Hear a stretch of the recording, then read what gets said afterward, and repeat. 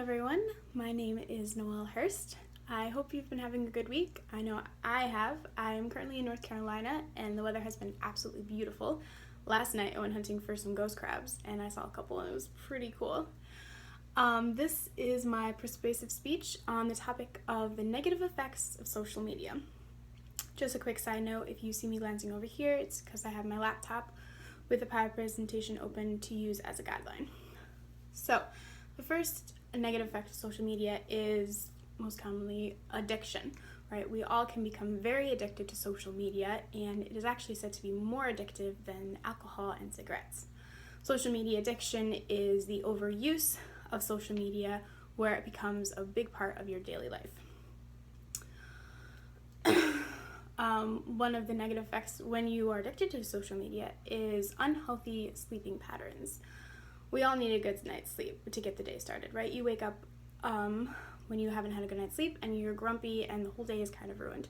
But when you get a good night's sleep, you're active and you're ready for the day and you're ready to attack the day. When you use your phone at night for when you go on social media and you just be like, oh, I'm just going to look at this real quick, that doesn't ever happen. Next thing you know, you're swiping and it's 3 o'clock in the morning and you're finally getting to bed. One of the reasons it's actually harder to fall asleep, besides the fact that you're looking at your phone, is the blue light that's emanating off the phone. It makes it harder for you to fall asleep and actually keeps you more awake. Excuse me, I have a cough. Someone named Dr. Helen Driver said that the explosion of social media and people staying on devices for longer, taking them to bed with them, is actually a huge problem just because of the fact that you go to bed later and you don't get the sleep that you need. Another point is decrease in activity. We spend so much time on our phones that our brains start to relax, and when we finally get off our phones, we don't want to do anything else. We have no activity to do anything, and we're unmotivated to get the things done that we actually need to get done, like work, like spending time with others, like going outside, like doing some sort of sport activity. The more time we spend on our phones, the less time we actually spend time doing other things that need to get done. And the last point is lower interaction with others. This is actually a very big problem that many people see throughout the day. You know, you see a group of girls getting together, and instead of talking to each other, they're actually talking to each other on their phones or just looking at their phones instead of interacting with each other. You also see this in cartoons. You see a family around the table, which is the most important time to interact with one another, and they're all looking at their phones and barely talking to each other. So that's a huge problem, because the more time you spend on your phone, the less time you spend interacting with others and interacting with family members that are most important, and it loses that family time.